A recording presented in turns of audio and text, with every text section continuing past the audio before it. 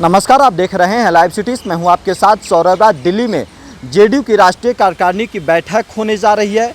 इसमें बिहार के मुख्यमंत्री और जेडीयू के राष्ट्रीय अध्यक्ष नीतीश कुमार के साथ साथ जो लोकसभा के जीते हुए सांसद हैं और राज्यसभा से जो जेडीयू के सांसद हैं वो सभी लोग मौजूद रहेंगे। इस बैठक में कार्यकारिणी की जो बैठक है इसमें कार्यकारी राष्ट्रीय अध्यक्ष के ऊपर चर्चा होनी है, साथ साथ नीतीश कुमार के बेटे निशांत कुमार को लेकर के भी चर्चा होगी। आपको बता दें कि पिछले कई दिनों से बिहार में नीतीश कुमार के बेटे निशांत को लेकर के चर्चा हो रही है कि निशांत क्या सक्रिय राजनीति में आएंगे, क्या नीतीश कुमार अपने बेटे को लाएंगे, इसके ऊपर भी कुछ चर्चा होनी है। लगातार नीतीश कुमार के बेटे के ऊपर सभी की निगाहें हैं कि क्या नीतीश कुमार की जो बागडोर है, जो उनका कह सकते हैं कि राजनीतिक वारिस है, क्या नीतीश कुमार के बेटे सार्वजनिक राजनीति में सामने आएंगे। निशांत कुमार बिहार के कई जेडीयू के ऐसे नेता हैं जो लगातार नीतीश कुमार के बेटे के चर्चा कर रहे हैं। आपको बता दें कि लोकसभा चुनाव में बिहार में इस बार जेडीयू कुल 12 सीटों पे जीत दर्ज की है। 16 सीटों पे उन्होंने चुनाव लड़ा था बिहार में एनडीए के साथ और 12 सीटों के ऊपर उन्होंने जीत दर्ज की। और चर्चा ये है कि नीतीश कुमार ने बिहार में एनडीए को काफ़ी ज़्यादा मजबूती दी और बीजेपी की नैया को भी पार लगाया।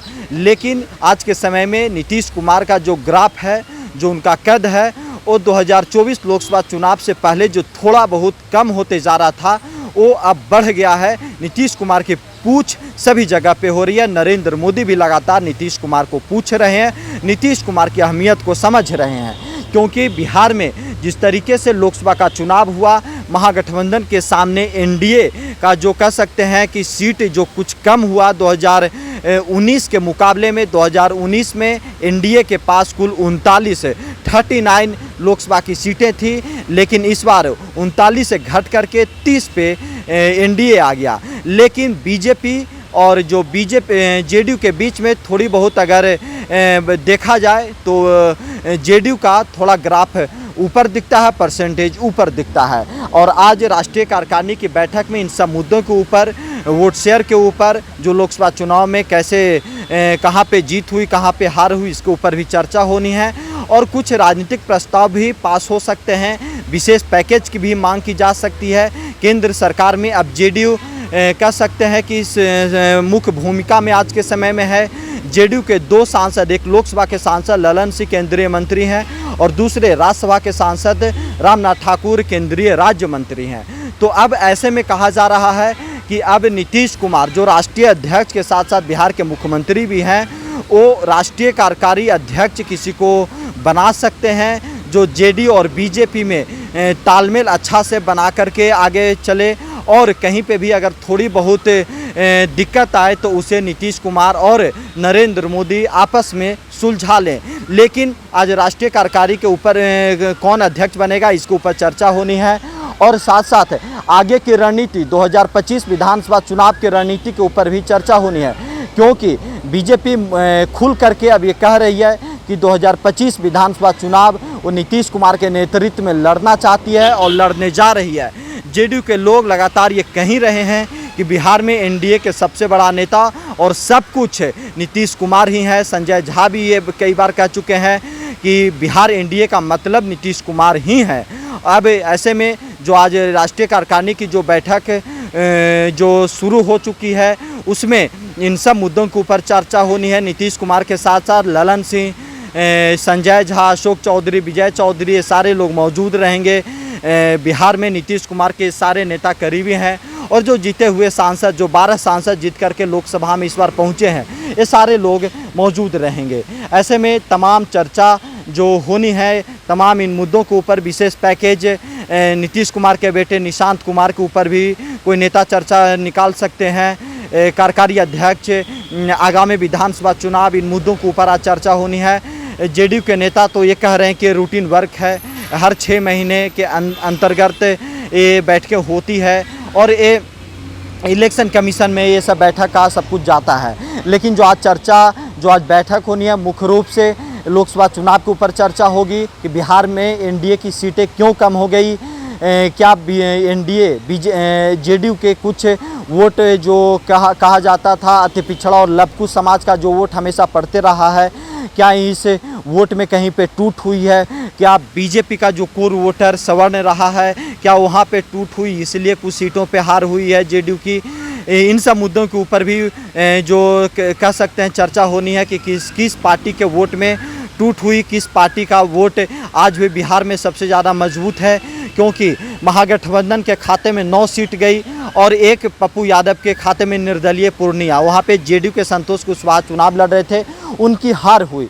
तो ऐसे में इन सभी चीज़ों के ऊपर, सभी विषयों के ऊपर चर्चा होनी है। इस कार्यकारिणी की बैठक में नीतीश कुमार के सामने सभी नेता बैठे रहेंगे और सभी अपनी अपनी बातों को भी रखेंगे।